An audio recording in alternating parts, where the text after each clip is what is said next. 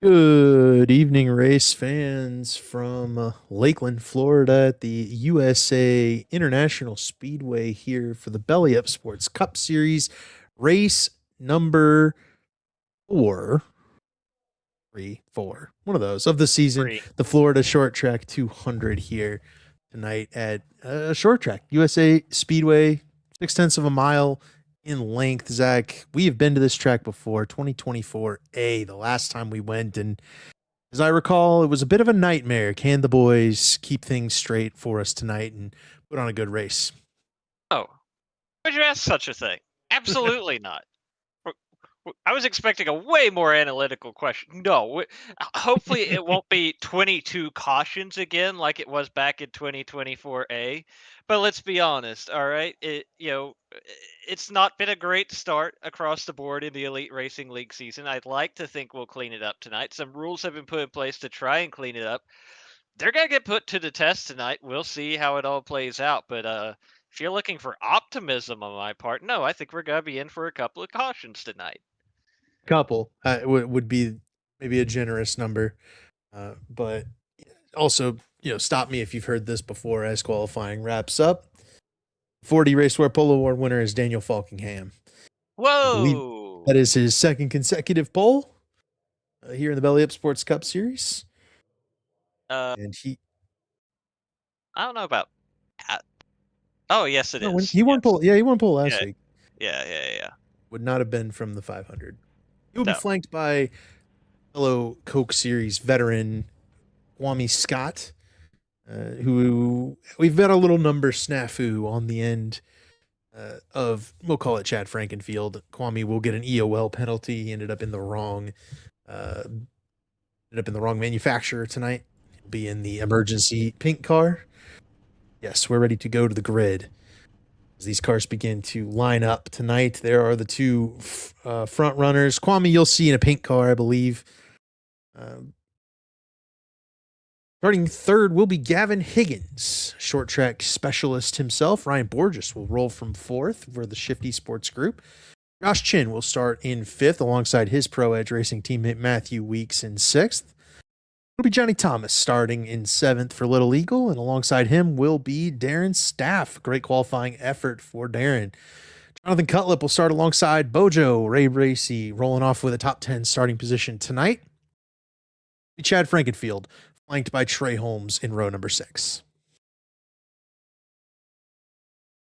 Tate Lytle will start in the 13th position. He'll be alongside Corey Abbott on row 7. Going back to the 8th row, Ty McIntosh rolls off 15th alongside fellow Ford driver Andrew Rucker. On row 9, Caleb Pecumer will start to the inside of Seth Rawls. Rounding out your top 20, Justin Vandermarl rolls off 19th. Brent Jones will be 20th as he comes back to the series after a week away. Scott Crump lining up in the 21st position. He'll be alongside Ethan Burrell. And then we look at the 12th row, Brandon Wilkinson making his first start of the season. He'll be alongside Chad Thernquist. Carlos Acosta for South Shore Racing for 25th. Paul Mikolajczyk, the 500 winner, in 26th. It'll be Dallas Myhand alongside Tyler Pop there in row number 14. Pop's number tonight will be 28 on the pylon. He's 13 on the car. Daniel Gore and Nick Indelicato make up row 19 or row 15 rather. A couple of Fords, and then rounding out the field, Harrison Talent, Jaden Racimus, and then it will be Rob Mooney taking the green flag from 33rd starting spot. That is it. 33 cars here tonight. 200 laps.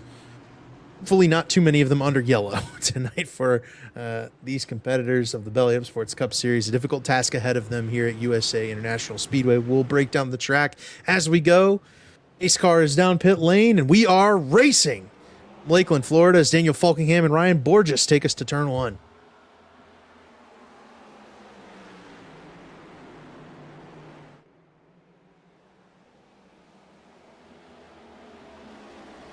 Falkingham clears for the race lead. He'll look for a lap-led bonus point early in this one. Gavin Higgins working that inside lane, clears Ryan Borges for second, moves up the racetrack in front.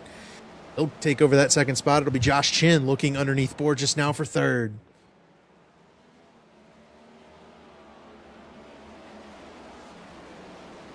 couple of different cars started from pit road. Rob Mooney was one. I saw at least one more. He's going to be right in front of the leaders. I think it's Chad Thernquist, who's just in front of Daniel Falkingham right now, dumping some dirty air on the nose of the race leader. That could be an interesting situation once Falkingham gets up to Chad Thernquist.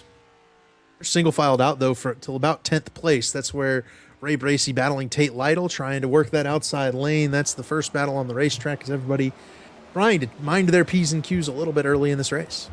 Well, you say minding your P's and Q's. I think we've already made it further than we did in 24A before our first caution in that race. So definitely a good start. You're starting to see these cars. There it is. Well, or the spinning.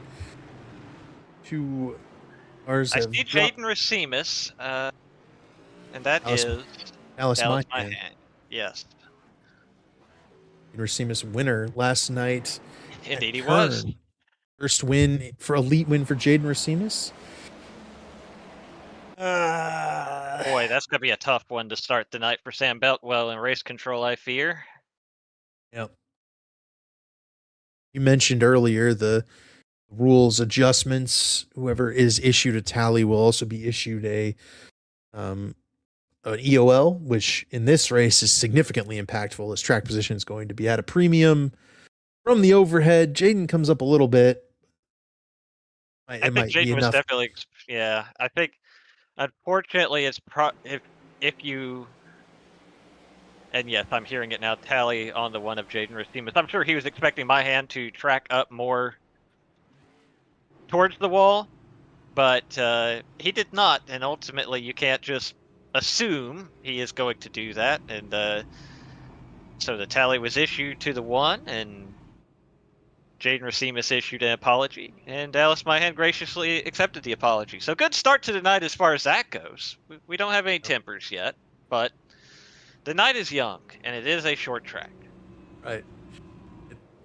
Early on, that's first caution apology. That we're ways away from maybe getting feisty, but yeah, clear cut. I thought just a little wiggle from Jaden, and when you're underneath somebody and perform any sort of correcting maneuver that results in another car going around, it ultimately, the responsibility falls on you as the inside driver to not run into other cars while trying to correct your car.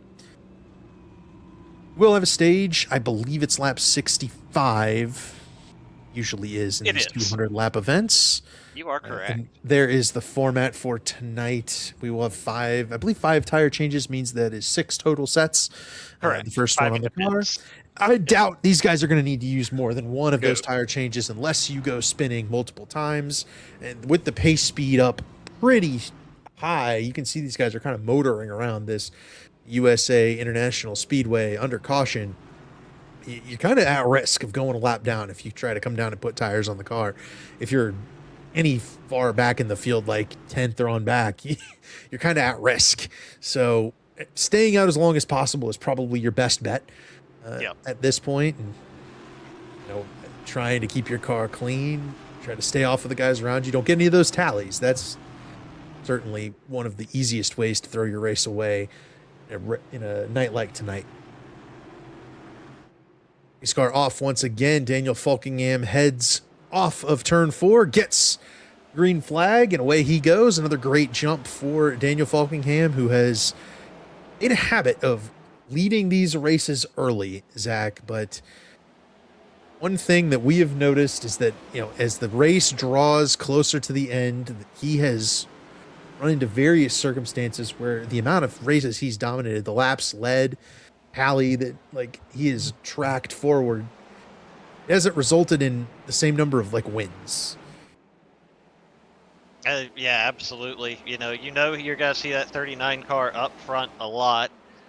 It's just a matter of, can he put the whole race? Well, we got a spin going into 3. I believe. Where 3 cars are bottled up. Maybe Seth Rawls that was first around? Yes. Plus Acosta damage. We can go. We got to go all the way down the back straightaway here, Dave. We can go faster. Yeah. Oh, yeah. Just gets loose on him going into 3 there under braking. And then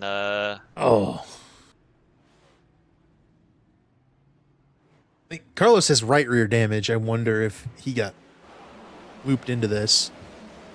Perhaps. No? No. Oh, he got blooped after. He got looped after. That was my hand.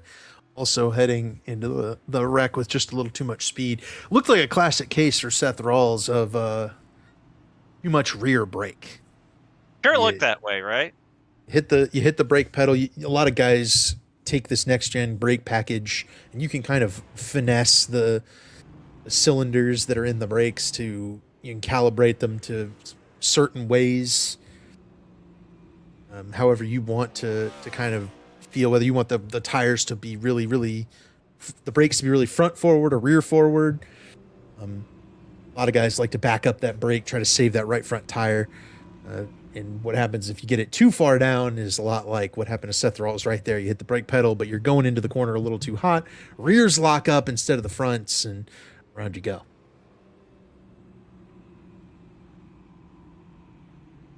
We did see Seth Rawls. No, it wasn't Seth Rawls. I think it's Dallas Myhand that's currently still sitting on pit road. He is now a lap down. Carlos Acosta, Seth Rawls were able to head down pit lane, fix damage, and get caught back up without losing a lap. So that's good for them. They probably didn't get a lot of damage fixed, though, like you said. Not a lot of time you can spend on pit road without losing a lap.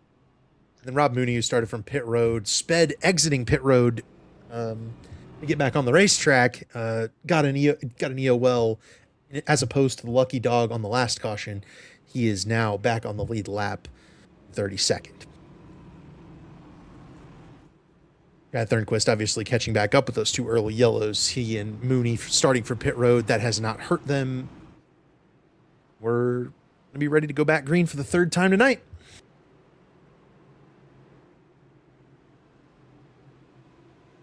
Daniel Falkingham again restarting on the inside. I think you'll see the leader choose that just about every time tonight inside the dominant lane. Imagine. Inside the dominant lane here at USA, if you hadn't already figured that out from our first 15 or so laps. Daniel Falkingham back to the restart. Not as good of a jump at all for Daniel Falkingham. Gavin Higgins will be alongside that 39 car entering turn one. He's not going to be able to get there, but he is going to hang on the right rear quarter panel just a little bit. But Falkingham will not be able to challenge for the lead and has to defend second place from Josh Chin. Jonathan Cutlip up to fourth, went around Ryan Borges. Side by side behind them for sixth between Matthew Weeks and Johnny Thomas. All that fighting well behind these leaders where they continue to battle for second. Higgins and Chin still side by side.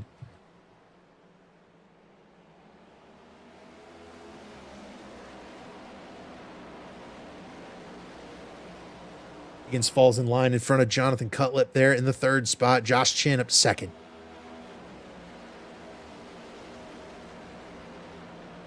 Last week at Auto Club, this was kind of a very similar front group, right? Falkingham, Chin, Cutlip, all right at the front of the field, and then the strategy went away from them late in that race. Here they are battling at the front in a completely different type of racetrack. Completely different type of racetrack. I'm not sure strategy's got to be much of a conversation tonight. The strategy is survive. The strategy is keep the car clean, stay out of trouble, avoid the wrecks. Matriculate your way forward through the field, and a little bit of contact there between, I believe that was Andrew Rucker and Ty McIntosh, but they keep it going the right direction. I gets down in front of Rucker, looking back into the field where those battles are taking place. As up front, things have sorted themselves out. Tate Lytle side by side with Darren Staff. That's the first battle that I can see. You can still see there, 3 wide coming out of turn 2. Rucker sandwiched between 2 Lake Norman Chevys. They make it through without causing a wreck. Paul Mikulashik into the back of Andrew Rucker. Becumer and Crump were able to split Rucker and go around both sides. Yeah, Rucker is losing a fair bit of ground here. He's just kind of out of rhythm, trying to get settled back in, but he's just getting, past quite literally left and right in the process, and I think now he's finally kind of finding a space he can ride in to get settled back in and try to sort this out. We talked about the brake bias when with Rawls' spin. I think Rucker's got the brakes cranked up to the front. If I don't know if we can get a shot that shows the rotor, but I can see the glow on Rucker's rotor. I'm not seeing it on just about Oh any yeah. other cars, but he's got the rotors glowing already. Think that might be harming him a little bit right now. Now, with iRacing's brake package, you're not going to necessarily have to take care of the brakes like you would on maybe a NASCAR Cup Series car, but I think that can be an indicator that you are overcooking the right front, maybe getting into the corner a little bit too hot and having to overcompensate with your steering. Absolutely. Like you say, you don't have to deal with brake fade or anything like that in this particular sim, but it can often be a telltale sign, especially early on these restarts. If your brakes are glowing a little bit quicker than everybody else's or a little bit brighter than everybody else's, that maybe just a little bit. Oh, and that's going to be Caleb Pecumer into the inside wall. Man. After a little bit of contact there, and I don't think that has not brought out a caution. I don't think that will even bring out an admin caution because that was a solo incident off the racing surface for last season's World 600 winner Caleb Pecumer. And he will lose a ton of track position. And now we kind of we'll take a look and see, and as will Sam Boutwell on race control, whether that's indicative of a tally on probably Rucker. I don't know that you could tally Rucker for that, but there would be severe damage on that 59 car. Right. So we'll let Sam make the call. I don't know if there's a whole lot Rucker could have done there, but he's going to have better looks at it. Absolutely. Last week's winner, Tate Lytle, moving forward. Trying to, anyway. Tate Lytle picking up that win at Auto Club, as you mentioned. His 18th career Belly Up Sports Cup Series win. And right up here in the top 10 once again tonight, running in the 7th spot for Lake Norman Motorsports. Trying to get after Matthew Weeks, his former teammate. Weeks, obviously, one of those guys that loves that long run, but I think he might be backing up these guys around him a little bit, trying to save the 11 car right now. And you can see those brake rotors glowing for these guys into each corner, too. I think that's pretty cool that we're getting to see that. And it's very short track. Reminiscent. Glad the iRacing's added that in. I can't recall that being a factor last time we were here. I don't know that we had a green flag run this long last time we were here. These guys have been quite clean thus far, knock on wood, obviously. We'll hope that continues. A couple of battles throughout the field. Most everybody's gotten single file. Zach, what this does do, as we have put together a few green flag laps, as we look back at Paul Mikulashik, Scott Crump, Kwame Scott battling it out. Kwame in that all pink car after signing up with the wrong manufacturer. It happens from time to time. It's not many green flag laps. That's going to wear the tires quite a bit. I think that it's going to be very viable to come to pit road and put on four fresh tires when we do get that next caution. Absolutely. I think that it takes a run like this to really force guys to consider coming down pit road for tires. And then the question becomes, especially if you're further back in the field, will you be able to take four tires without losing a lap? We'll see how that all plays out. But definitely something to consider, because I'm sure a lot of guys were not expecting any kind of run of this length over the course of any of the 200 laps tonight. Bracy made a joke in our team chat earlier today. He made some practice runs of 30 laps, and he was like, I don't know why I did that. and we were kind of joshing him, but we're approaching 30 laps in this run. It's been quite a long green flag run. Currently, Daniel Falkingham and Josh Chin have pulled away. They are over a second up on Gavin Higgins in third, but Higgins, Cutlip, and Borges have rolled out another 2 seconds over Matthew Weeks. So this field's a little bit split right now. Guys are starting to migrate up the racetrack to try and find a little more speed. Josh Chin, one of those, trying to search for a little more grip in this USA Speedway. And obviously with the new dynamic track settings, when we start laying down a ton of rubber in that bottom lane, it's real possible that that outside line becomes more and more viable as the night goes on. And even to a certain extent, I've always, from my experience in other cars, I've always likened USA International Speedway to New Smyrna, which obviously is only a half mile, not 3/4 of a mile like USA International Speedway, but kind of similar how you drive it.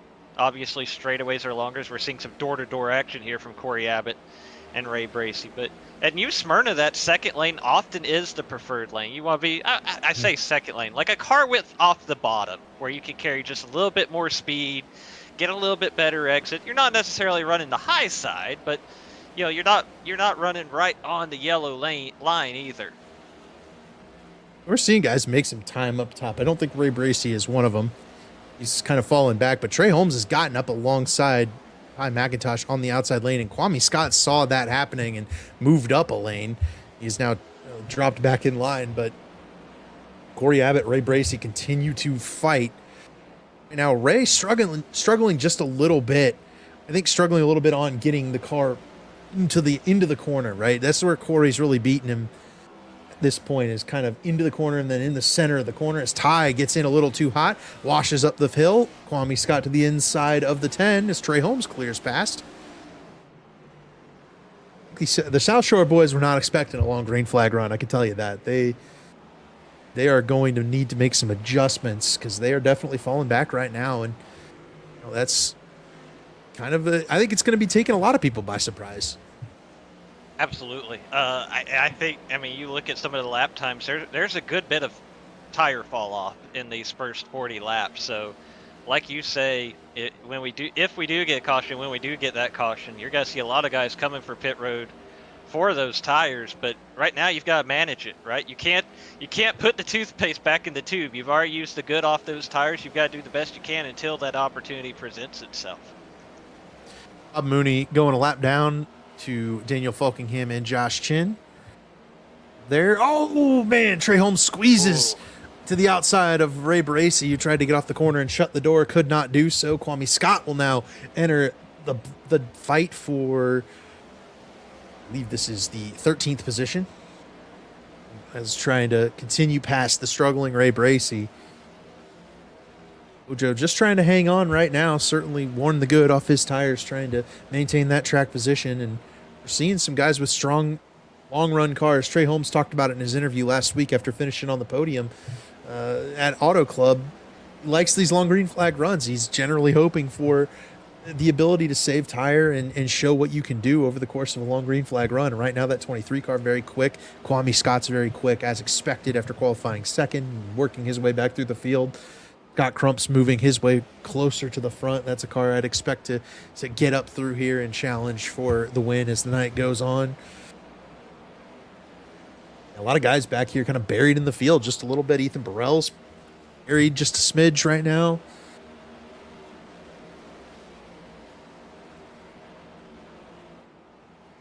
These guys back in this pack are really struggling.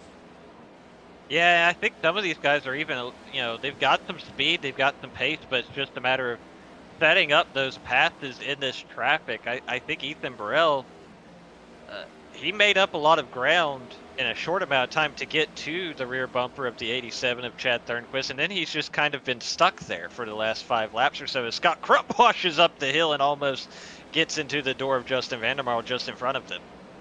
I think that might have been a little bit of a calculated move by Scott Crump. Just a little bit of a move high, try to kind of, without bumping the guy, just kind of take some space, take that corner and that corner exit for the guy riding the outside lane, trying to hold you off.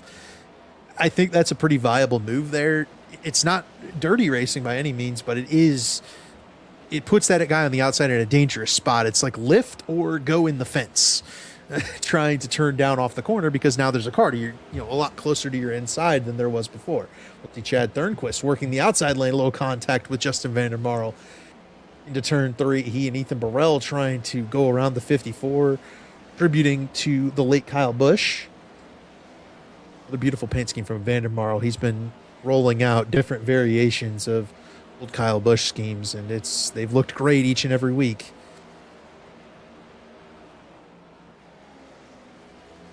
Rehnquist does get the pass completed. Now Nick Delicato looking to the inside of Ethan Burrell. You got a whole bunch of guys here, right? Just all stacked together right behind this group. I mean, Delicato and Burrell are just in front of Brandon Wilkinson making his first start, like you mentioned earlier. Daytona 500 winner Paul Mikolajczyk and Daniel Gore. All guys right up against this group, running fine, very competitive laps, just trying to make up ground, but they're struggling to do so with this next-gen package. And the longer this run goes, these guys are going to be looking more and more at the track map, looking more and more at the relative. You know, you're looking at right there, Matthew Weeks just going across the line. Not as much of a dire situation for him, but some of those guys we're looking at further back, you know, they're seeing that the leader's passing the start finish line now, and like 20th on back, we're just going through turns 1 and 2. Mm-hmm. So they're starting to get nervous that they might be in danger of losing a lap if they don't catch a caution here. You can look ahead of Matthew Weeks right here, ahead of Tate Lytle. There's nobody. You can see the 3 cars out there. That's 3rd, 4th, and 5th. Straight away ahead of Matthew Weeks right now. And Daniel Falkingham and Josh Chin are another couple seconds up the road from those guys. So it is very much a spread out race at this point, which is good. We'll click some laps off and try to get this thing closer to the end before we start beating and banging on one another. I think that's probably for the best. Shout out to Chad Frankenfield running in the 10th spot right now, starting to challenge his teammate Johnny Thomas for the 9th position. Having a good run tonight early. Johnny's also having a good run. So is Darren Staff, just a couple of cars ahead of these guys. 3 Fords at the back end of the top 10, performing quite well. Chad Frankenfield, top 10 run last week at Auto Club.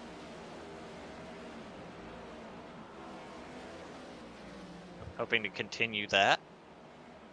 Found a way to get through the strategy. Obviously, that was a bit of a strategy call that got Chad up into the top 10, but it worked out for him. After getting some contact with Gerald Campbell last week. Gerald not here this week. Johnny Thomas yields the spot. Chad Frankenfield up to 9th, but I think these guys are about to encounter a pink flash. Kwame Scott running some good lap times right now. This time by 21.6. Johnny at 21.9. Chad at 21.7.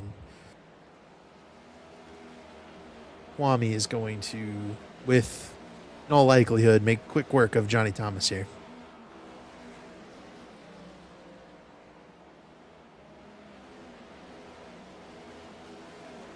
Get up at the race lead.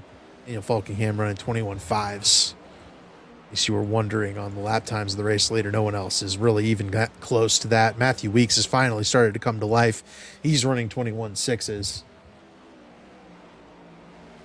Kwame Scott's running 21.6s. Chin's running a 21.6, and everybody else is on the 22-second bracket.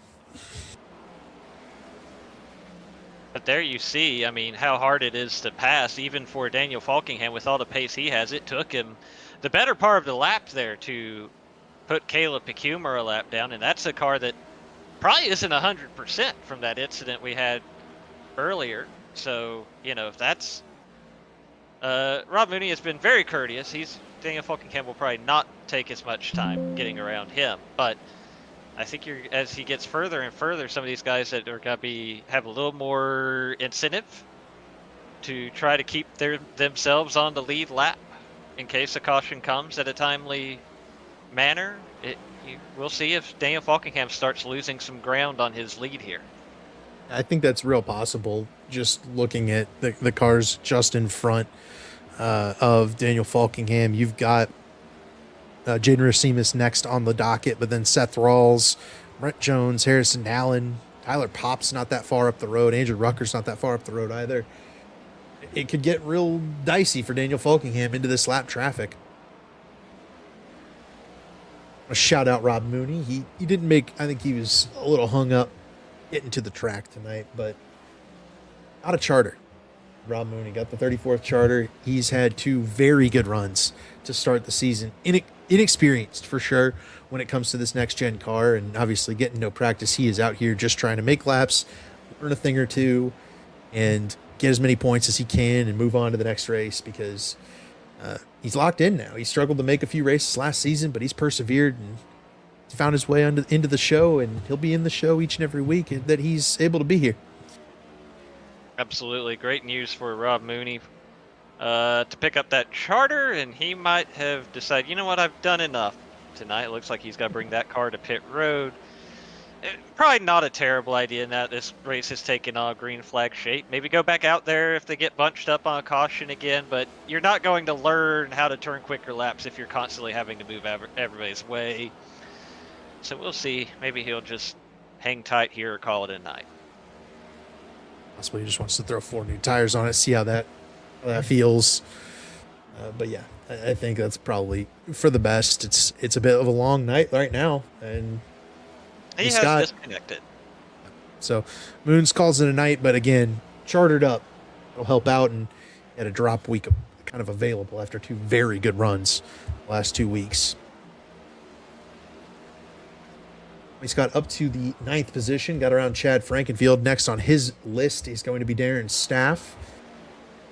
Front, Daniel Falkingham to the rear bumper of Brent Jones. Jones gives way to the inside for Falkingham to roll through. And Falkingham will also have his teammate Harrison Talon up here as well. He did win the stage there. We obviously had no drama for the stage. There's nothing to mention about. We didn't get a caution flag there. So Falkingham, Chin, Higgins, Cutlet, Borges, Weeks, Lytle, Staff, Scott, and Frankenfield or stage point getters. Staff now loses that 8th position to Kwame Scott. Falkingham is not going to get hung up here by Tyler Popp. He will clear past 28 on the pylon, 13th on the race car. Move on down. Now, all Tate Lytle fans might notice that there's a 13 on his car when Brandon Wilkinson. It's a Chad Frankenfield problem. When Brandon Wilkinson joined the lobby, his car took over the 56 number, so Tate's car automatically took whatever he could. And there's a new line that I haven't seen yet. Kwame Scott rolling all the way up to the wall. I'm sure the Tate Lytle fans at home are wondering why he's the 13 and not the 56. You can blame Chad. Yay. That works for us. Around Tate Lytle up to 7th. Tate struggling a little bit on these older tires. Speaking of Chad, he is right there. Darren Staff out of shape there out of turn 2. There's those tires showing their age. That's going to open the door for Chad Frankenfield to try and get to the outside. Just couldn't quite pull it off.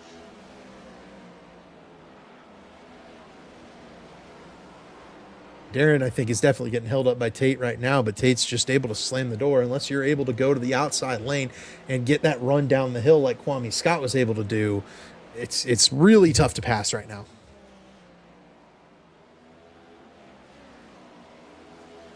Hi, Megatosh. Scott Crump went around Johnny Thomas behind this group. You cut to him right as I mentioned it. And Crump up into 13th and 14th respectively. Johnny back to 15th, just in front of Ray Bracey. There's Brandon Wilkinson, Nick and Delicato, a couple of shifty sports forwards. You'll go over to the inside of Chad Thornquist. And this is 2 seconds in front of race leader Daniel Falkingham. He entered the screen right as we cut away there. Kwame Scott to the inside of Matthew Weeks.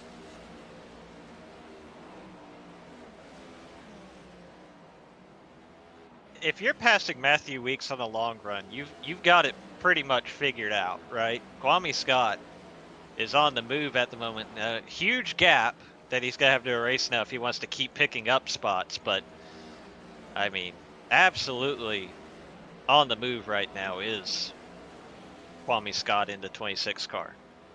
He is flying right now. Daniel Falkingham in traffic running 21.7s. Kwame also running 21.7s. So laps as good as the race leader or Kwame Scott in the all-pink emergency car. At Frankenfield, inside of Darren's Staff, battle for the 9th position between a couple of Fords that have been there all night long.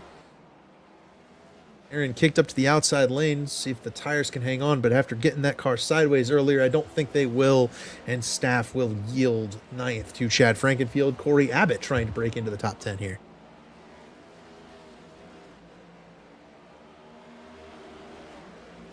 A fascinating race, Zach. We were kind of adamant that these guys were not going to be able to put together a clean result. Well, you saw when we flashed up the numbers as Ray Bracey underneath Johnny Thomas for 15th. We're not close to green flag pit stops per se, but we're not too far away from them either. I think you could presumably start trying to make your green flag pit stop as soon as lap 100, but you are in the window to make it to the end from here. Obviously, you'll go multiple laps down trying to make a green flag pit stop, but everyone's probably within their right to potentially try for it. Bracey was not quite clear, but able to make it stick. Caution is out. I don't know I don't think that had anything to do with it. No, it's Tate Lytle right here. There you go. So never mind the green flag pit stop chatter. Forget that. And that'll probably end the green flag runs tonight. You have some help. He sure did. Justin Vandermarl had just gone a lap down to Daniel Falkingham. He will get the lucky dog. Tate Lytle gets spun out by Darren Staff. That could certainly be an EOL for Darren Staff.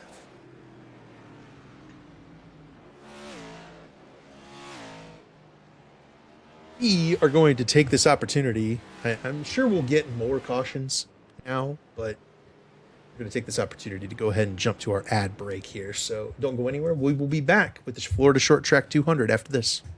The 5th annual Enjoy Illinois 300 is roaring into Worldwide Technology Raceway on Sunday, September 13th, bringing NASCAR Cup Series racing to the most challenging track on tour. Watch the world's greatest drivers battle it out in high-speed, side-by-side action. But it's more than a race, it's a full weekend experience. Whether you're a lifelong NASCAR fan or just looking for an unforgettable gateway getaway, get your tickets now at www.raceway.com. If you've been waiting for the right time to upgrade, that time is now. Score up to $4,000 off on a 26 brand new Ford Explorer. And our Ford Explorers come with the Bolin Lifetime Powertrain Warranty. So get to Tom Bolin Ford in Hannibal. Heck of a deal, ain't it?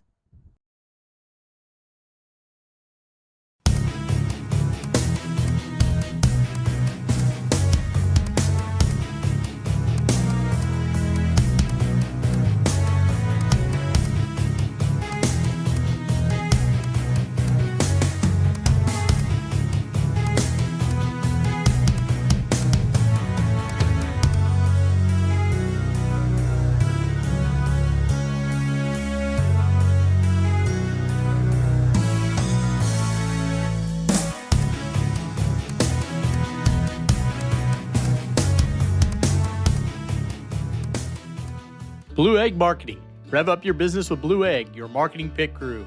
Turbocharge your lead generation with experienced drivers that can navigate the competitive track to connecting with your customers. With Blue Egg, you're always in the pole position, leading your brand towards victory lane. So don't spin your wheels, accelerate success with Blue Egg, fueling small businesses to win big.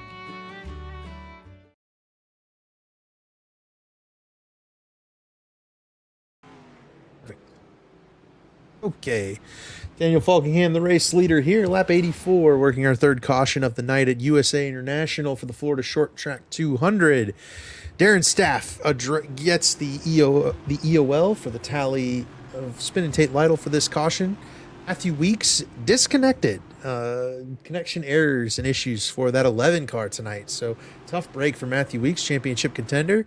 Pace car heads down pit lane, and we will be back under green flag conditions once again.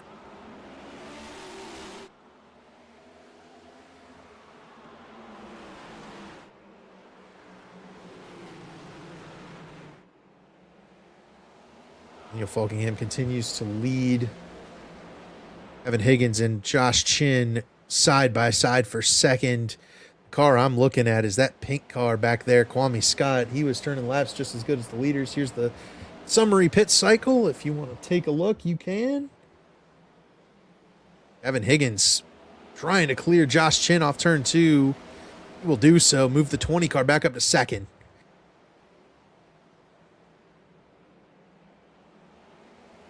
And further back, there are definitely some guys who took the wave around. They're going to be hoping for an early caution because they are at a huge tire deficit at the moment.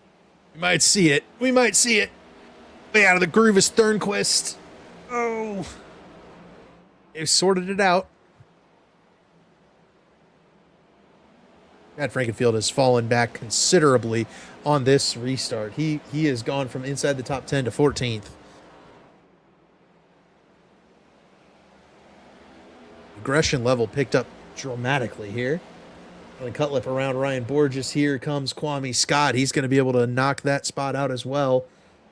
Corey Abbott up into 7th, Ty McIntosh to 8th. I think that caution is a huge blessing for Kwame Scott. You know, he had a huge time gap. Once he had cracked into that top 5 or top 6 or so, this gave him a chance to reset and show that pace while at the front of the field.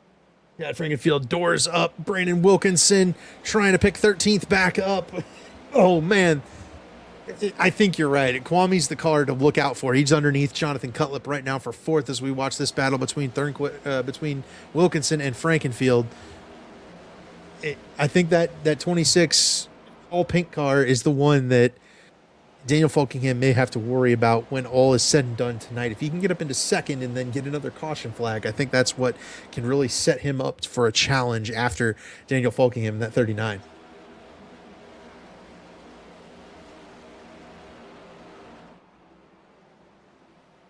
Josh Chin moves back into 2nd around Gavin Higgins.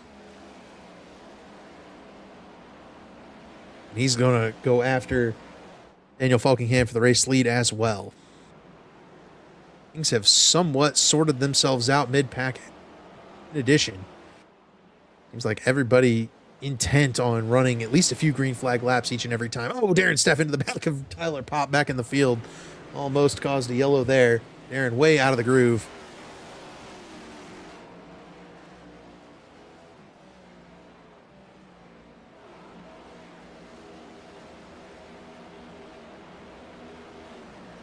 Up front, there is a challenge. 3rd place. Kwame Scott. There he goes. Looking for 3rd, and he's got it. I mean, that Kwame Scott is just simply on the move at the moment. Got to pick up 3rd here. We'll see if he has anything for this top 2 of Daniel Falkingham and Josh Chin, because he's probably going to be there in relatively short order. Doing a really good job too of working with this track. You know, can we go on board with Kwame here, Dave, just to get a look at what he's doing inside the car, because I think he is forming a little bit of a corner diamond as these guys start to come up on that lap traffic that Zach mentioned earlier. Maybe not that time, but he is really rolling through the center of the corner better than most of the cars around him. And you can see as he rolls up on Josh Chin, the places he's gaining. See Chin rolls off the bottom, tries to find a little clean air. Kwame's going to close ground up each and every corner right in the center, and that's where this car is so strong. And you can kind of tell from this onboard as well, he's maybe backing up the corner entry a little bit, really prioritizing that corner exit, keeping it nice and straight, but able to get to the throttle early with that straightened off exit. And I think that's where he's probably making up a lot of time, and also protecting his tires for that long run pace we saw before that most recent caution. Really impressive stuff from Kwame Scott. Expect nothing less. He's another one of these guys up here that have spent time in professional forms of racing, but he's doing a great job here tonight, trying to get up here and challenge Daniel Falkingham and Josh Chin for the race lead.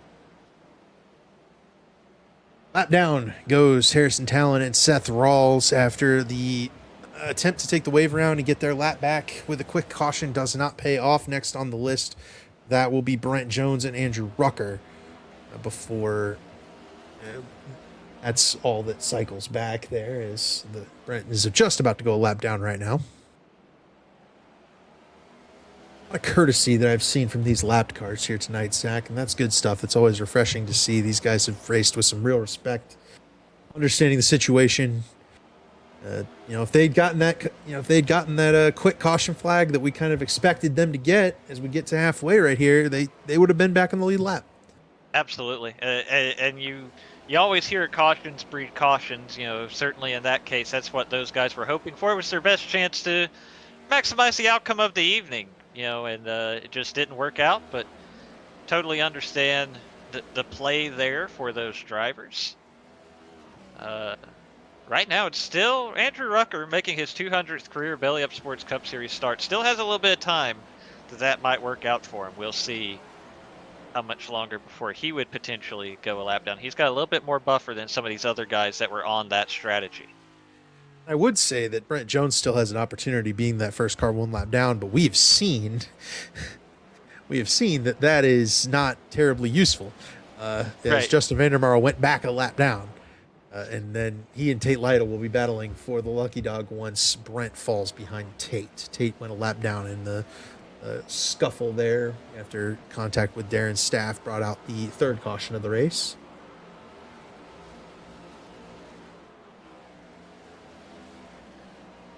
Trey Holmes in 9th, Scott Crump in 10th, Chad Thornquist into 11th, started from pit road. Did Chad Thornquist and has been able to work his way through the field back up to the 11th spot, doing a great job tonight. Chad Thornquist, he's had that silver Red Bull car all season, but he keeps changing, I guess you would call it the accent color, and going with the citrus orange tonight, since we are in Florida. When in Rome, or whatever the case may be. Lakeland, I guess, in this instance. Practically homemade meatball for Seth Rawls. I wonder if that's a right front tire. Boy, it sure could be. Especially,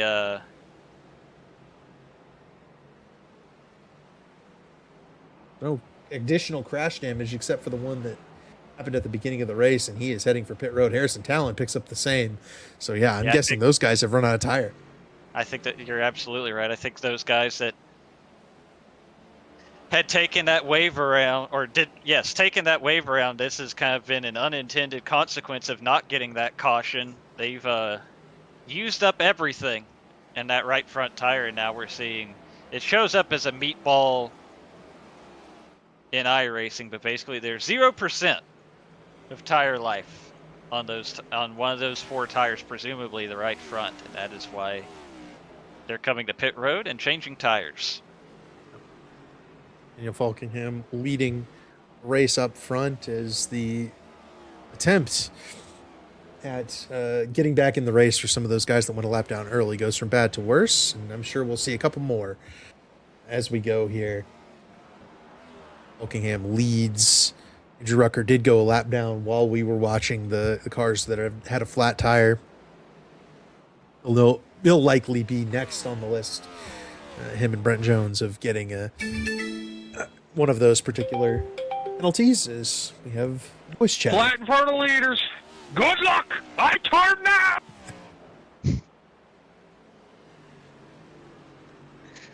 Harry says that, but he was very good at getting to the bottom and getting to pit road in front of the leaders without causing any extra issues. There's Brent Jones on pit road. Have to assume same circumstance for him. And of course, that's going to create another unique situation. These guys that are now pitting for those tires and were fighting for their life earlier on just to stay on the lead lap and ended up a lap down, and that's how they ended up in this situation. Now they're going to be some of the fastest cars on track because they have fresh tires. It's like Superman for a few laps, and it's one of those things that we talk about. When you're in one of these long green flag runs, that could pose a potential for a caution flag if one of these guys runs up on a car that's slow, trying to keep their spot, maintain their position, maintain their pace. Could cause a caution. As here comes Thornquist underneath Scott Crump. He will take over the 10th spot, and it look like Crump let him have it right there, Zach. We watched Scott Crump a lot as Gavin Higgins and Jonathan Cutlip are going at it for 4th. We don't see him rolling over a whole lot, but I do hear him talking about trying to race with respect, and it looked like he showed it right there. Well, I think you look at the big picture for Scott Crump currently in this 2026 B season. He's one of 2 guys who have finished in the top 10 in both of our first 2 races of the season, him and Ethan Brell. Obviously, the point standings, with the drop week that comes with the regular season, it's a little goofy at the moment. That isn't reflected in his 10th place point showing because he doesn't have a top 5 or a win or anything like that. But as we start moving forward, if he can keep putting those consistent finishes together, that's what it's going to take to stay in this conversation as we head towards the playoffs, and certainly I think he's seeing that big picture and doesn't want to ruin a perfectly good start to the season. Your Rucker down pit road. I think you're right.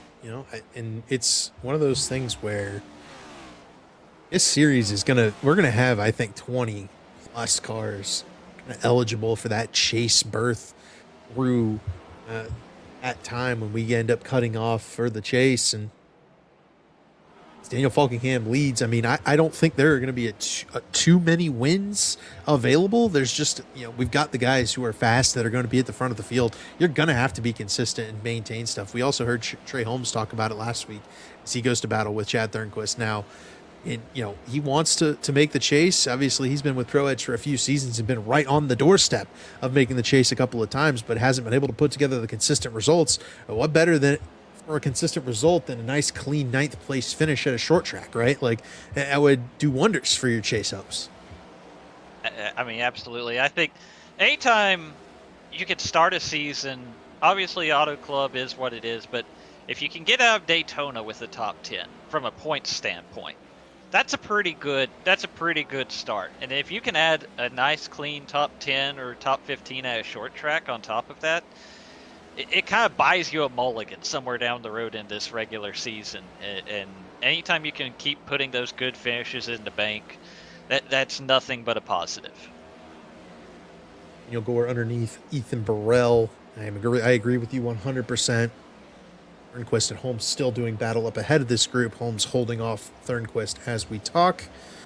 They're actually going to be 3 wide here in turn 2. Might want to shift our attention that direction. And Thornquist had to check up behind the lap car of Carlos Acosta. Carlos bailed to the apron, trying to get out of the way. Ultimately, no harm, no foul, but Trey Holmes does retain 9th for now.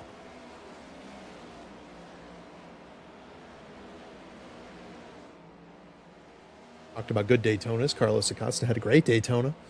A good week last week as well. This will kind of be his first rough finish of 2026A, but definite improvement from the driver of the 0-2. Battle up here for fifth between Gavin Higgins and Ryan Borges. About 5 seconds behind race leader Daniel Falkingham.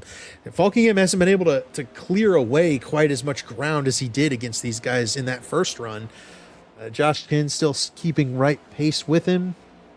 The gaps back here not nearly as vast as they were before, but still that 1, 2, 3 sizably ahead of 4th on back.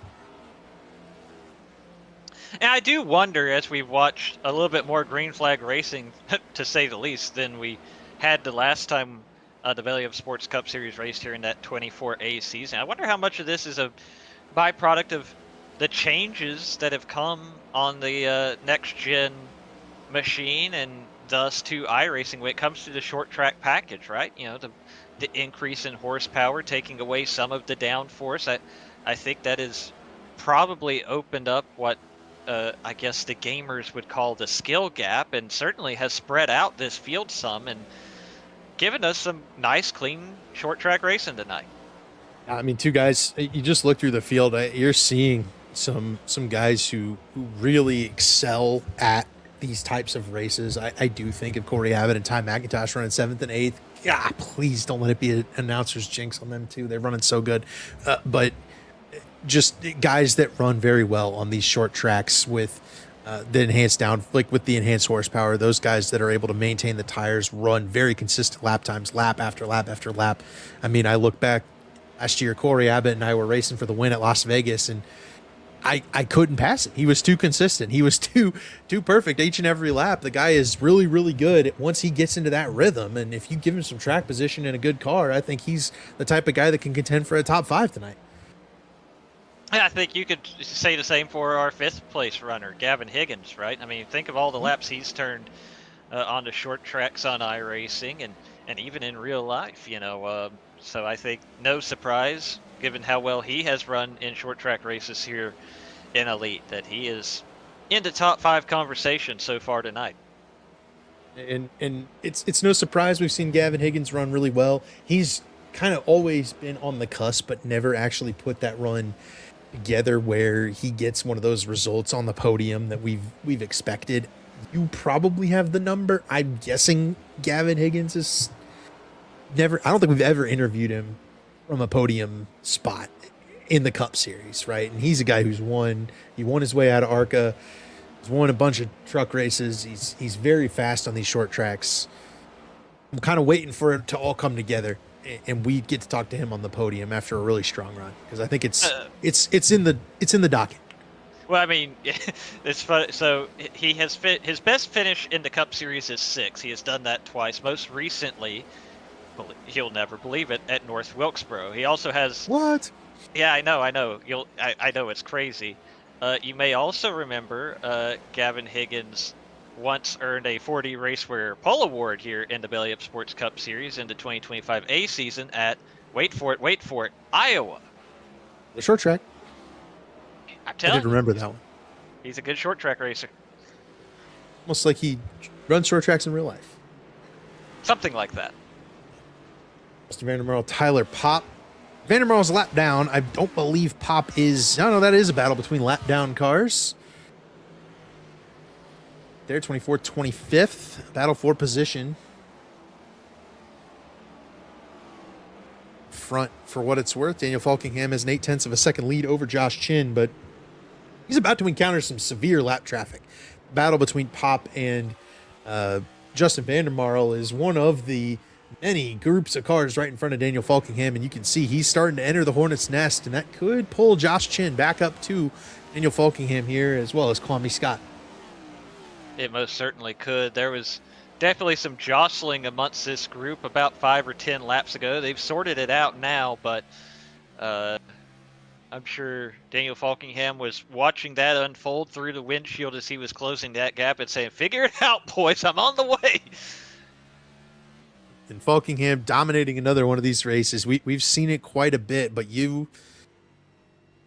we touched on it earlier. He has not closed out a whole lot of them, and this does have the early feel like if this thing goes green to the end, he wouldn't be able to be caught. But if we start getting those late race restarts, you got guys like Josh Chin and Kwame Scott in striking distance from Daniel Falkingham on those late race restarts. That could change the tune of the finish here as he does clear past Tyler Pop. And Falkingham, we talked about maybe could lose some ground. He's opened it up half a second on Josh Chin in traffic. Chin has struggled to get around Dallas Mahan, and that is opening up the gap for Daniel Falkingham.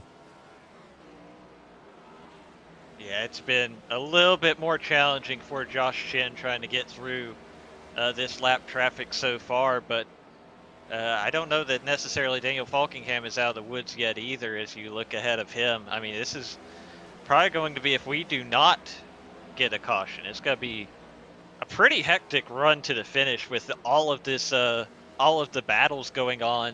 Because obviously, even if you are getting lapped, you're still fighting, right? You're still trying to battle the guys you were racing for position around you. There's battle. Yeah. And in Wilkinson, trying to grab 11th from Chad Thernquist. Scott Crump got back around that 87 car. Looks like he has used up a little bit more of the good of the tires there. And behind Thernquist now is Seth Rawls and Hatteras and Talon. That is two of the guys who pitted for fresh tires. And they might actually make this battle for the 10th and 9th position a little bit more interesting, because they're going to be faster and they're going to be driving around these guys.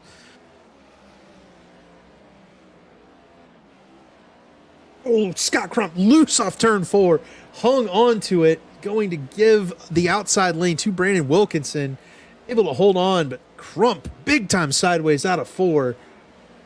Now Wilkinson tracks to the inside of the 90 looking for 10th.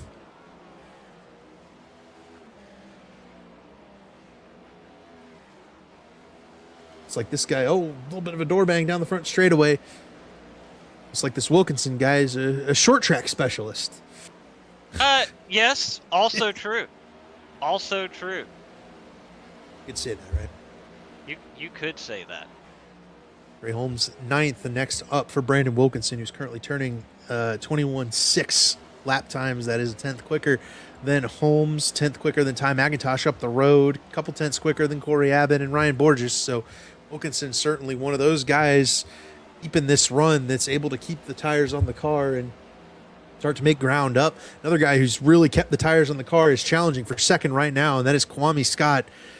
Lap times are starting to go away for Josh Chin. The car's starting to come to Kwame Scott, and he's starting to make a move inside of Josh Chin for second. Move Kwame Scott up to the runner-up spot.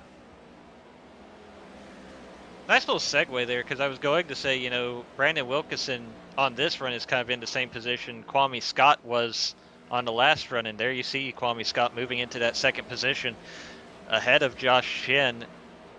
Now it'll be up to him to see if he can navigate this traffic a little bit better and chase down Daniel Falkingham. And Falkingham, that wasn't a great straightaway, got in there behind Nick and Delicato, and Delicato might have even given him a little bump. Into turn one. Delicato a lap down the Daytona 500 pole sitter. Next up on the list, after Caleb Pacumer and Brent Jones for the second time for both of those, is Ray Bracey. Daniel Falkingham. There's Wilkinson inside of Trey Holmes. Drifts up the track into the side of Trey Holmes. Another guy that he might just let that car go. He'll be like, I'm okay with 10th instead of 9th. You can have it. I want to wreck. Ray trying to hold strong. Now Wilkinson, no, maybe not yet. Now Wilkinson clears. Oh, they're spinning. Caution's out. Didn't see who it was. Nick and Delicato. Nope. Nick and Delicato on the backstretch. I did not see it happen. We'll have to take a look at the replay. Oh. Nope. I'll tell you what, David, from what I had seen in practice, I thought that was going to be a much larger issue tonight. Not even the contact, not even the short track racing, but guys having the rear tires snap out from underneath them on corner exit, particularly out of turn 2, and that's really the first time we've had that issue tonight. I'm kind of surprised. Really is. We haven't seen a whole lot. We've seen guys get loose, but they've been able to hang on to it. I think the pace has just dropped down to where these guys have been able to hang on to it. Let's go to commercial break. Let's finish up our ads here while we have a chance, and we'll be back for what should be a chaotic finish to the Florida Short Track 200. The Lucas Oil School of Racing. Simply stated, we are the professional ranks where the quality of the equipment often dictates the outcomes, and all of our cars are designed to perform and race as close as humanly possible. None of our competitors will have an advantage from engineering tactics. Rather, you will compete on a completely level field with a score of immensely talented up-and-coming drivers, all pushing each other to reach their new heights in their respective pursuit in becoming a professional race car driver. Every year, our top-performing graduates move on to the professional racing ladders of IndyCar, F1, and IMSA. Whether drivers compete in 1 or 2 seasons of our series, when they are ready to move on, they are ready to move. The training you receive in our school is an unmatched, unforgettable, first-class education combining the very best racing instruction and education. Before anyone else was talking about it, we were building it. Sim Gaming Expo, America's original, community-driven, multi-genre simulation gaming event. Experience the latest hardware and tech, meet creators, watch live competitions, and celebrate your passion with fellow sim enthusiasts. Join us September 18th to 20th, 2026 at the Schaumburg Convention Center in Schaumburg, Illinois.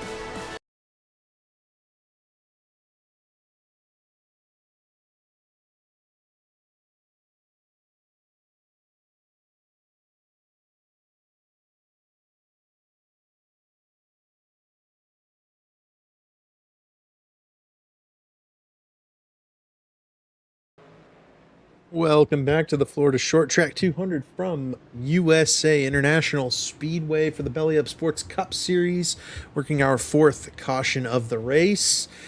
Cleanup, Nick and Delicato receives the tally and the EOL. He will start at the back of the field. Tate Lytle got the lucky dog in all of that. Race car heading down pit lane. Daniel Falkingham retained the lead after green flag, or after stops under caution, and we are racing once again. See if anybody has anything for Daniel Falkingham. He's led all 152 laps so far tonight. That probably starts with who wins this battle for second. Right now, Kwame Scott, he's got to get the advantage. He's going to clear Josh Chin into turn 3. We'll see. This is as close as he's been to the front of the field. Oh, Josh Chin's around. Josh Chin. I think he's the only one. Caution's out. Did he get tagged? There is another spinner to the inside. It is Paul Mikolajczyk. Daytona 500 winner going for a ride as well. I didn't even see. Did Chin just have the car get sideways, or did he give a little help? I think he had the same thing happen that Nick and Delicato did. Yep, I think you're right. Yep, no contact there. And Gavin Higgins almost, I mean, that's as good as he could do in that situation to not. Oh, there's the contact for Mikolajczyk. Turnquist got a piece of him in the checkup. That's wild. Josh Chin and Nick and Delicato to have that incident in the exact same spot on opposite ends of the racetrack, and then it lead to this incident here.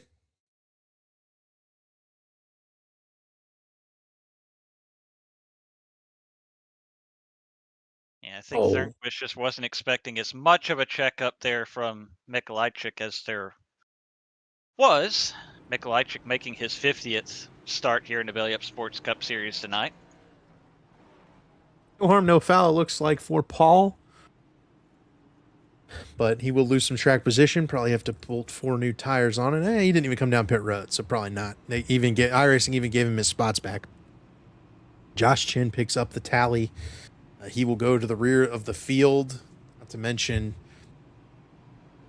the damage he certainly did to the tires there with that spin. So I don't believe he came down pit lane. So it's going to be tough for Josh Chin to come back. He'd run in the top 2 or 3 all race long, and just a self-inflicted mistake here late.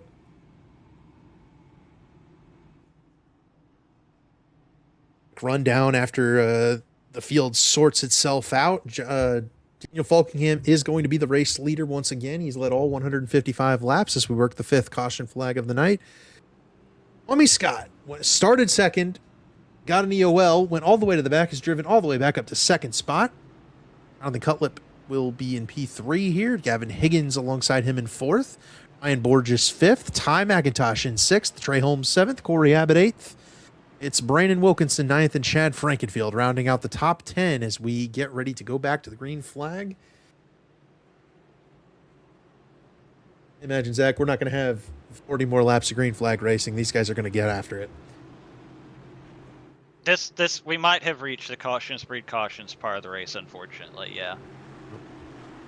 This car down pit road. Daniel Falkingham and Kwame Scott side by side for the first time all night. Green flag out. Scott does not get going. McIntosh into the rear of Higgins, and around they go. The checkup started in front, but it was Higgins that got spun out. Caution is out. Oh, it's a shame. Higgins had to check up for Kwame Scott, who might have struggled a little to get through the gears. When he did that, it just got back into Ty McIntosh. Borges also a piece.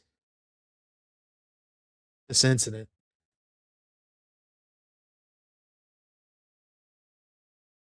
Man, what a tough break for Gavin Higgins. We talk about, the success he's had on the short tracks, trying to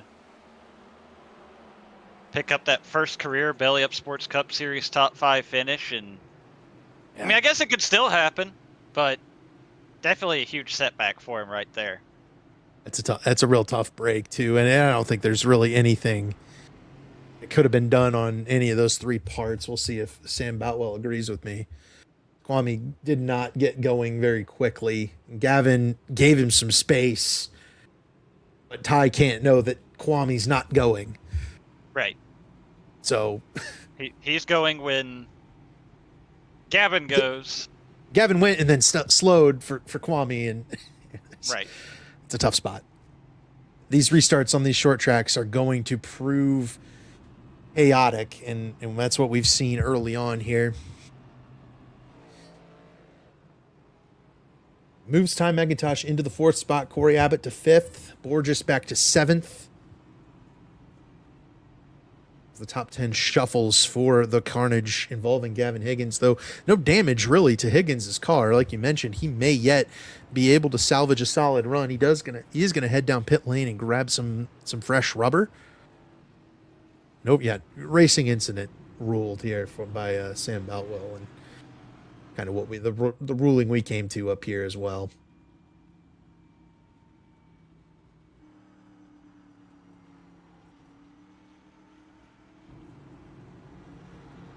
Anybody dethrone Daniel Falkingham, who has led from the start.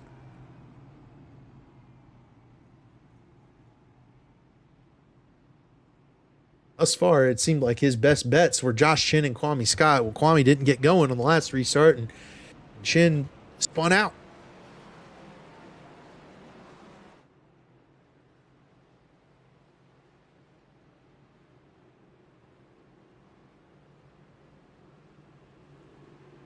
These cars' lights are off. We are 1 to green once again. Heading back to the restart zone, it's Falkingham, Scott, Cutlip, McIntosh, Abbott, Holmes, the first 3 rows. This car heads down pit lane. We are going to go back racing once again. 39 laps to go. Falkingham, good restart. A little bit of space given on the outside lane this time overall. Kwame Scott going to try to challenge Daniel Falkingham on the outside lane. Not going to be able to get there. He's going to clear Cutlip for that second spot. McIntosh trying to battle Cutlip for third. Will not be able to get there. They single out. Here comes Corey Abbott to the inside of Ty. Good run. Battle for fourth.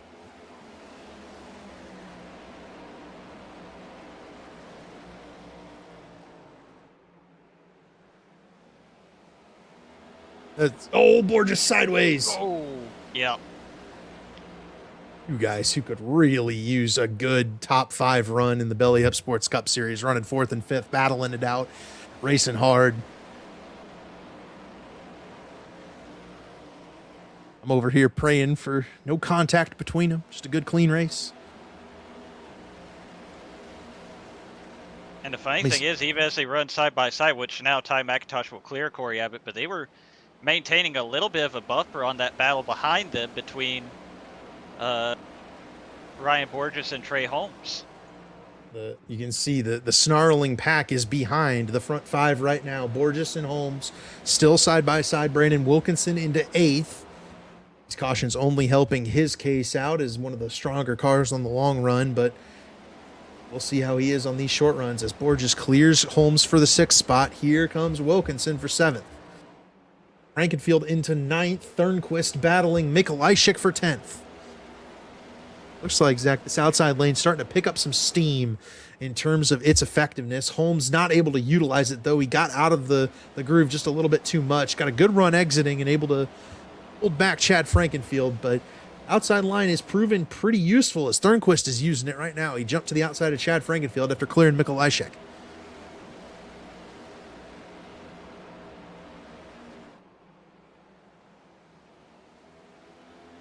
Got Crump up top. Ethan Burrell working the outside lane as well, trying to find their way back towards the front. Borges underneath Corey Abbott. He'll make that spot work. 5th spot for Borges. Abbott back to 6th. Under fire from Wilkinson. They're side by side for 8th as well. Holmes gets it back.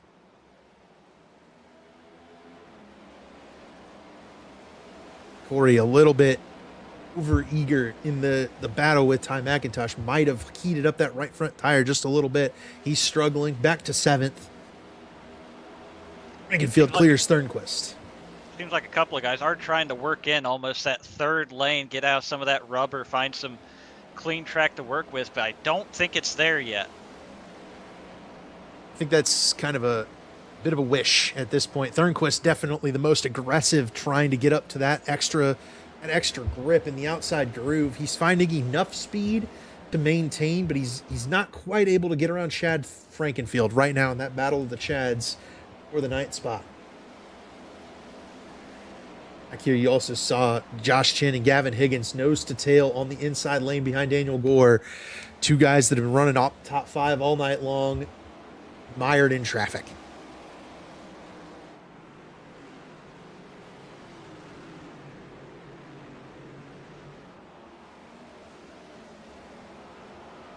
So we continue to watch this battle for the top 10 spot, 9th on back. Remind you that Daniel Falkingham continues to lead. Kwame Scott kind of trailing in his tire tracks, but has not made any progress on an assault on the race lead thus far. The front three have broken away from Ty McIntosh by a second and a quarter or so. There's really no battle for the lead to speak of right now. They're just nose to tail.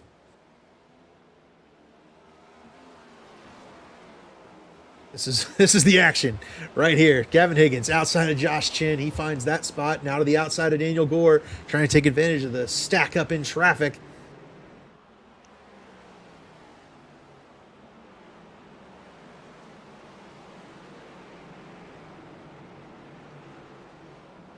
Higgins is moving forward. A little bit fresher tires on that 20 car. And a obviously good pace.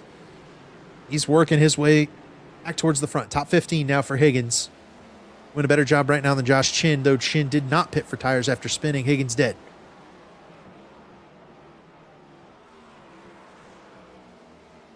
And Wilkinson got 5th from Ryan Borges a couple of laps ago. Turnquist got 9th from Frankenfield. Frankenfield now to the high side, up in front of this battle between Lytle and Higgins. Holmes and Turnquist also side by side, up there for 8th spot.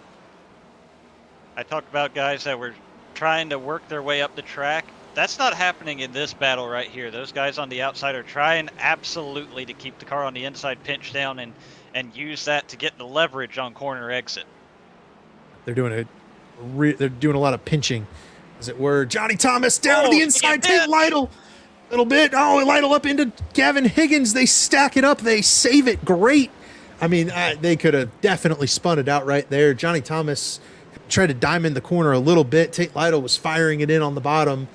Had to yield a little bit, give his buddy some room. Ultimately, it cost Tate Lytle. He's kicked up to the outside. Now in comes Josh Chin, Daniel Gore looking for extra running room. And they've lost ground to Gavin Higgins and Johnny Thomas. Again, trying to bounce back from that spin, trying to get back forward through the field. It's gone from a 3-car race to a 2-car race up front. Looking at the fast lap times, Jonathan Cutlip, it says he's faster than Kwame Scott right now, but he's falling off of the front 2 as we talk. Cutlip trying to hang with him, not able to do so at the moment. And now really nobody's hanging with Daniel Falkingham. Here comes Gore inside of Darren Staff. That's the only side-by-side battle in this front group. Everybody's single file on the bottom of the racetrack.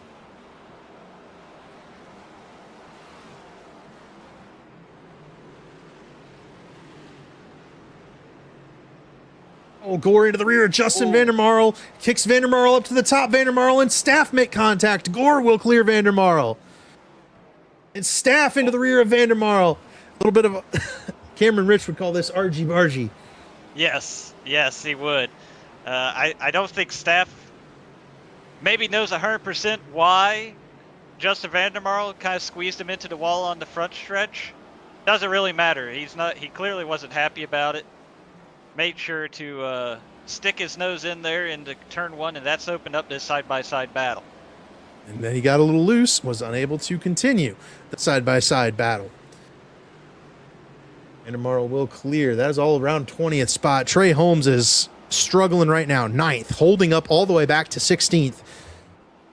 Plays Tate Lytle and kind of stacking the field up back here behind this 23 car, but Trey Holmes has done everything in his power, like he talked about in his interview last week from the podium, to have a good, clean run. He's doing that right now, doing everything he needs to, not putting a wheel wrong, but you can see it almost looks like one of those DRS trains from F1. Absolutely. You can see the nose to tail behind them.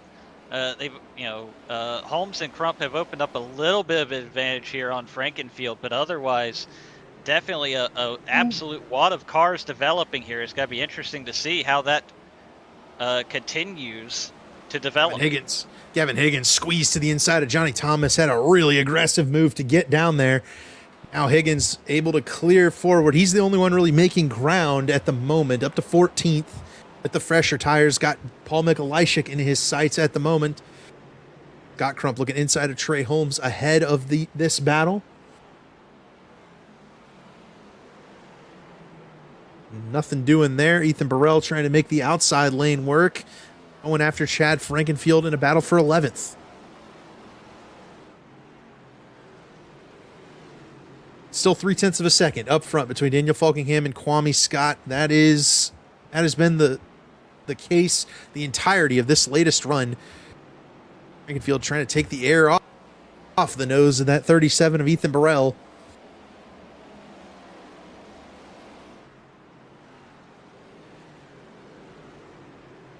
Laps to go for Daniel Falkingham. For all the rest of these guys as well.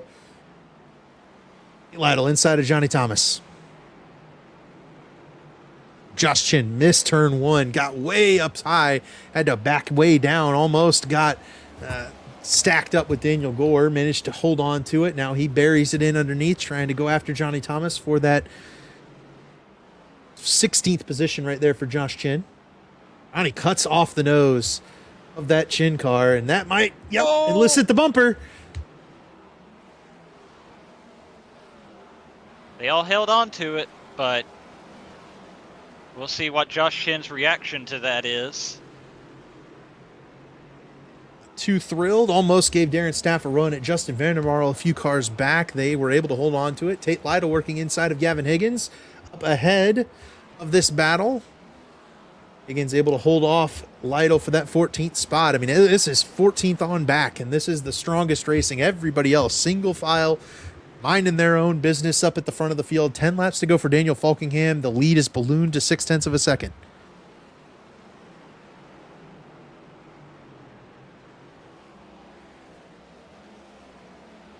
Bracy looking to try to go around Darren Staff, battling for 20th. Everybody from like 11th back to 21st is all under a blanket. Bit of a wiggle there from Ethan Burrell that time off corner number 4.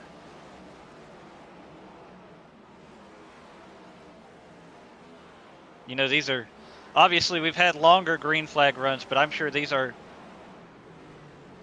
some of the most demanding laps they've put on these tires since this last caution, knowing it was going to come down to the end of this race. Laps to go, and Scott Crump inside of Trey Holmes is the main battle right now, battling for that 9th position, trying to get around. Obviously, it's so tough to pass with this next-gen package, the dirty air. Ooh, Higgins inside of Mikolajczyk. Crump clears Holmes up ahead. Contact again between Higgins and Mikolajczyk, and Higgins unable to make it happen. Lytle now to his outside. 6 laps to go. Back to single file. Crump is going to clear Trey Holmes just now. So I'll give Scott Crump the 9th spot. He's not going to have a lot of time to try and chase down Chad Thornquist, but he can see him. He's just there in front of him.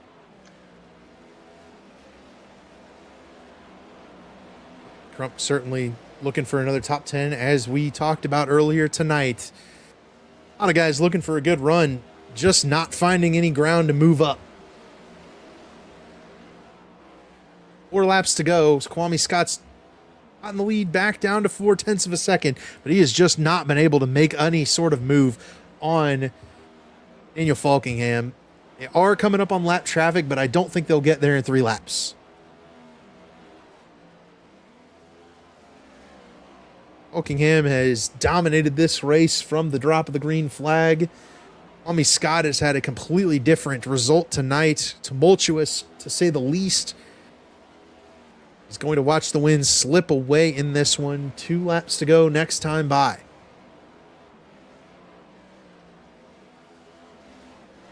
Snarling pack has continued to remain single file.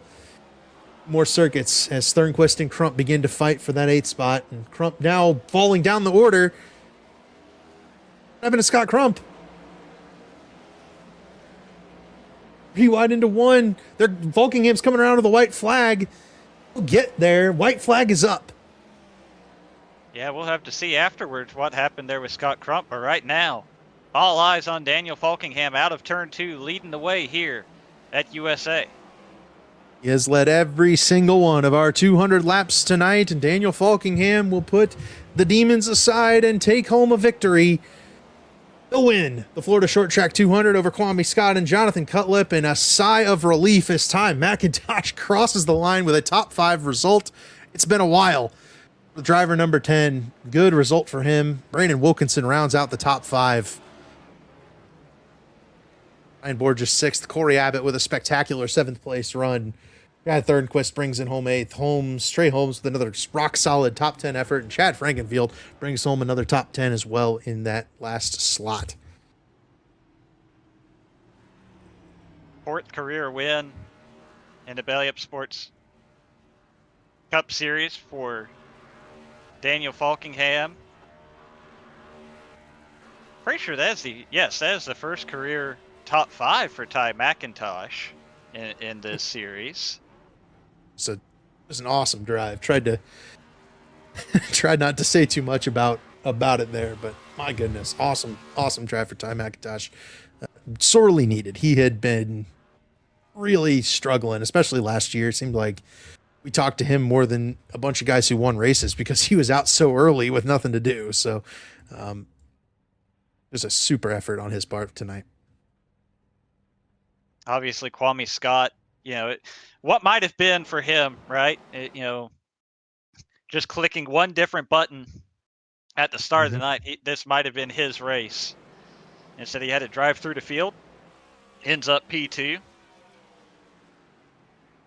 That's the apron. That's what went. He just got in a little too hot, ended up chasing it down onto the apron. Honestly, did a pretty good job of gathering it up and not completely spinning out and bringing out a caution. So attaboy to Scott Crump for that, but unfortunately is going to hurt the final outcome for him. I mean, after such a strong run, and we talked about, staying in the top 10 all night, consistent, thinking big picture, and he's going to come away with a P20 after all of that. That's a tough break for Scott Crump. Podium group is there. I'm bringing Ty McIntosh up for driver of the race, so he's going to be surprised, but it's all right. Hi, McIntosh. David in the booth. You got me? Sure do, buddy. Yeah, I'm electing to grab an interview with your first top 5 finish in this series. Fantastic drive. I mean, take me through the night, because it's about the first time we've ever gotten even a chance to talk to you without you being on a rollback. Dude, I don't know. There was a lot going on. Like, I felt like I kind of missed it the first half of the race. I was struggling pretty bad. I killed the right front. And then that last run with the last yellow, I was actually really good. I was in the 60s on both right side tires. I was doing great. And just, I don't know, dude, I was sweating bullets. Like, I kept watching the laps tick down, and I'm like, okay, where's the yellow? Like, haha, this is funny. And then it never happened. So, I mean, we had nothing on Danny, Kwame, or John, but we were fast, man. I want to thank John. Actually, he gave me some master cylinder information that actually kind of worked. I wasn't expecting it to work, and for me at least, because I'm not on their level at all, but I felt really damn good. And man, we got a top 5, David. That's insane. I'm stoked, man. It's been a long time coming in this series for you, and obviously it sets you up really well points wise. But any shout outs here, we'll send you off kind of an abbreviated interview a little bit, but just wanted to give you a shout here because that's a really great night. Oh, dude, absolutely everybody on the team. I feel like we've got such a good group. We're flowing really well. We've kind of passed information along to each other. We're learning, and we're putting the results, man. I talked about it at Daytona. We needed results like this tonight, and boy, are we getting them. This is awesome. I'm with you, man. So congrats on P5 or P4, and we'll catch you next week, hopefully. Thank you, buddy. I'm in there. Let's grab P3 tonight. Jonathan Cutlip, bring him to the booth for the podium finish. And John, congrats on P3, but it was kind of a quiet P3 for you. You kind of just rode right about there the entire night. Yeah, it was a very quiet race, which after the last two races, thankfully, we had a quiet night, so I'll take it. And certainly, I'm sure it wasn't any different for the drivers than it was for me. I have a little bit of egg on my face from the start of the broadcast, and this is going to be a wreck fest. It's going to be terrible. We're going to have so many cautions, and really pretty clean race. Lots of green flag racing. Is that, I have to imagine you weren't expecting us to get this many green flag laps in tonight. Yeah, I was with you on that one. I was expecting this to be kind of just a caution fest and just pace around for an hour and a half and luckily, things started spreading out pretty quick. Unfortunately, part of that was just due to the car in the air, and it's hard to get up to people's bumpers. It just set up a pass, but yeah, pleasantly surprised. I enjoyed tonight's race a lot. The setup was pretty good. Ethan Burrell made it. Shout out to him. Yeah. Not too much bad to say about tonight. It was a lot of fun. It was in the driver's hands for sure. The first run I ended up blowing up my right front and then figured it out the second run, but yeah, it was just it was a different learning experience. The track's a lot of fun. It's just different lanes you can go into, and pedal inputs. Just tonight was like I said, a good learning experience. John, obviously another good result for you, but take me back to last week real quick. I mean, you stayed out with solid control of the race. I think you finished as the top car that had come down pit road, and is this one make up a little bit for last week with regards to the points and stuff? Not really. It's just hard to make up points on the people we're racing right now. It's just every race is going to count, and to lose Auto Club, luckily the few that I think is going to be up towards the front finished poorly with us. It's just going to be like minimize your bad days, and unfortunately that was a bad day for us. We finished P20, I think, but yeah, I could have swore with Auto Club we were going to get a caution last week, and it's just it never developed, and people were fuel saving. It's just one of those things in racing. It can bite you once in a while, but we've been collecting stage points this season. We've been upper half of the top 10, top 5. Pretty much just what we're gonna have to do throughout the rest of the season. Biggest unknowns are just play tracks and road courses. And before we let you go, who you have to thank on this third place finish tonight? Shout out to you guys, Dave, DOS, Zach Evans. You guys do a great job. I'm really looking forward to watching this broadcast back, because I feel like you guys probably had a lot of actions to go back and look through. Shout out to my teammates, Fueled Up Racing. Shout out to Dan on the win. Unfortunately, this was Justin's last race for a couple weeks as he's going on vacation. He's like one of my best friends. I've known him forever, but I'm gonna miss him on the track. I'm not sure where Gavin was tonight. And Paul, I saw him do some driving in the other Discord call. I saw his wheel going erratic, and he managed to save it. But shout out to those guys. Shout out to Race CPI. Shout out to my mom. She watches every race. I hope she enjoyed watching tonight. I think I got everyone. Awesome. Well, congrats, John, on P3. We'll talk to you next week. Sounds good. Thank you. We'll bring up runner-up finisher Kwame Scott. And Kwame, you had an adventurous night tonight. Take us through kind of going from the back to the front and making your way all the way through the field just to come up one spot short. Oh, yeah. I mean, I don't know what I was thinking before, but I clearly, as Who do we got him? Kwame there. I was hello. Yeah. Because, Yeah, we hear him. Okay, well, I don't hear him. All right, well. Yeah, he heard you. yeah. All right. Should I keep going? Should I wait? Okay. Yeah, keep going. David, All don't right. talk. All right. Yeah, no, I don't know what I was thinking. I just, as you guys saw, I was in a Chevy, and that's not right. That's not the manufacturer that I was supposed to be running in. From that, I already knew I was gonna have a long night with the EOL. But fortunately, I mean, we had some nice green flag runs there. And I was just talking to Daniel and some of those guys. I was just surprised that it wasn't as much of a junk fest as it was. So I'm pretty happy with the racing. It was fun. I had a good time. I imagine, kind of touching on that, had to be a lot more fun than you were expecting going in more ways than one. Certainly, you would have liked to have just qualified second, started second, been up front all night. But still, you got to. I mean, we got a lot of green flag lap racing in. Probably a lot more than any of us expected. While it was a little more adventurous than you hoped, I'm sure this ended up being a lot more fun of an evening than you expected coming in.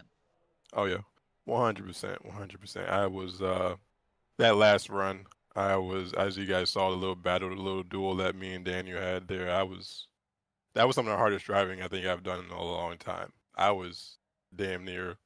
I was dirt tracking it, trying to try to see if I can get around Daniel. I had some really experimental lines, and some of them sometimes it worked, sometimes it didn't. I like I said, I almost wrecked a couple times driving as hard as I was, but I mean, obviously came up one spot short, but with the EOL and the night that the way the night started, I can't be too mad. Can't be mad at all about second place finish. Now, I know if David could hear us right now, he would love to ask you about the championship outlook. Obviously, tonight helps a ton in that regard, right? For sure, yeah. Definitely needed a good run after missing out on the 500. Decent run at Fontana, but not up to probably the standard you were hoping for. How big of a boost is it to get this run tonight in that regard? Yeah, no, a big boost for sure. Um, yeah, Fontana, we just were on the wrong side of strategy, but I do think we showed, some good speed there too. And this week, fortunately, we were able to actually come away with the result that I feel like we deserved. So yeah, no, it's that will definitely set me up for the rest of the season to be a competitor. We also, I believe, I mean, I'm not sure exactly. I didn't look at the points for the charter, but I believe that makes me one of the top two in open cars, so I get a charter, and so that, I mean, that's nice. I don't have to worry about qualifying in every week, just in case I do end up, like botching my lap one of these weeks. It'll be nice that, yeah, I'll be in the show no matter what. But yeah, no, going forward, I mean, still gonna try to chase that win. See if we can steal one from Daniel or one of these guys in these weeks coming for sure. Absolutely. Before we let you go, who do you have to thank on this runner-up finish tonight, Kwame? Oh yeah, gotta thank Shift Esports, of course, Seth Rawls and SR Designs. I mean, you didn't see the paint tonight or any of my sponsors because of I dropped the ball on that one. But they are around. They do exist. They'll be in the card next time. And of course, my primary sponsor with Scott Martin and Icon Apparel. Yeah, it was a solid night for the number 26 Shift Esports Ford Mustang. Also, I gotta thank Richie Lane Vibes too. Absolutely. All right. Congratulations, Kwame. We'll see you next time out. Yep. Thank you, guys. All right. So that's Kwame Scott. We'll bring up our winner here, Daniel Falkingham, and see if David Westergreen can hear Daniel Falkingham. We'll start there. Daniel, do you have a copy? Yeah, I got you, fellas. David, here, do you Dan. have all right, I got here we him. go. We're back in business, baby. I don't know what it was. That's one of the most bizarre things I've ever experienced there. But anyway, David, talk to Daniel for a little bit. Daniel, you had as far as I could tell, a pretty uneventful race. Led the whole race. Take us through it, because it didn't seem like you had a whole lot to do tonight. Hey, whenever you're in P1, it's always much more enjoyable. But nah, definitely just perfect race on our end. Got the pole and just kind of managed our race. Definitely had to do some adjustment to my driving as the race went on, just because I really wasn't sure how like the set was going to drive, because I only did like a 30 lap run in the practice session before qualifying, so I didn't really get to see like what a true long run was going to be, and the rear would get really uncomfortable as the race would go on, especially like when I was in clean air. A lot of people were complaining about being tight, but I think me being in clean air was just really beneficial. So having that clean air, definitely had to try to take care of my rear tires a little bit better for the rest of the race, and I think we did a good job doing that, especially having to get through lap traffic and trying to watch out for Kwame too, because Kwame, he got an EOL, so he was driving through the field, And I knew once he got to second, we were going to have to put up with him for the end of the race. So, but yeah, just glad he kept me honest there, but glad we could hang on in the end. And I think we got a grand slam out of it too. So feels good to get feels good to get a win. It's been a while since we won, a little bit longer than I would have liked, but hey, we'll take it. We'll go to the next one. I definitely wanted to ask you about that battle at the end, Daniel. Unfortunately, we probably didn't get to show as much of it as we like because there was so much more battling side by side further back in the field. But obviously, once Kwame got to second, we knew the pace he had in qualifying. We knew he had to deal with the EOL. What were you having to do in that car from the lead to make sure Kwame stayed behind you for this win tonight? Yeah, especially that last run was try to just take care of the rear tires as best as possible. And I was even doing that on the second long run as well, just try to take care of my stuff. Because my whole plan after that last pit stop with around 50 to go, whenever it was, can't remember exactly. Yeah, like 148 was the last lap we pitted. I was not coming in the rest of the race no matter what. So even if we went like 30 laps, if we had like a 20 to go yellow, I was probably not pitting. So just try and take care of my stuff for those late race restarts in case we got them. And really just try and just manage my gap to Kwame because I didn't want to for him to get too close where he could maybe possibly put a bumper on me or try to get me really loose because the air grip in this car can be really bad. But yeah, so it was just all about managing there at the end. And once I knew like those last couple laps, like he's gonna get to me, I just try to run hard, just try to get those laps done as quick as possible. But yeah, like I said, he kept me honest there for that entire last run of the race because I knew he was fast, especially that first run when he was driving through the field, even after he had to start last. So. But no, had a run by Kwame there to get back to the field and shout to John, teammate, to finish off the podium right there. But yeah, it definitely made it fun at the end, just trying to stay on my marks and try to make no mistakes. Always try to get this third question in as a playoff question, Daniel, with a first and a second as your two results that have counted so far in terms of the points. You're looking obviously like a major championship threat. What is your plan to kind of continue that forward as we roll through the season and approach the chase? Yeah, that's the plan. Just keep up these results. Definitely felt we had a shot to win Daytona, but we were able to push the teammate there. And then we unfortunately were on the wrong side of fuel strategy at Auto Club last week, which didn't give us a finish that really showed how well we ran last week. But I know there's a lot of good tracks for me coming up. Darlington should be interesting. I am really not looking forward to a friggin' full-length 500-mile race at Darlington, but we'll suffer through that as best as we can. But no, other than that, like the rest of the season looks really good. I like the chase schedule as well, so I feel like it plays right in my wheelhouse, just like last season. But we just had a lot of unfortunate events that took us out of a shot at the title. So hopefully we can try to right the wrongs this season, and we can try to go get that championship. And before we let you go, Daniel, who do you have to thank on this win tonight? Thanks Chad for all the leagues he puts on over here. Shout out to Belly of Sports for sponsoring the series. Shout out to you guys broadcasting. Shout out to Fueled Up Racing. We got him another win. My first win for them officially as part of their team, like in the NASCAR side. I've already got a couple of wins over in the IndyCar side, but my first NASCAR win with them. So cool to get them a win. So yeah, shout out to them. Shout out to all my teammates.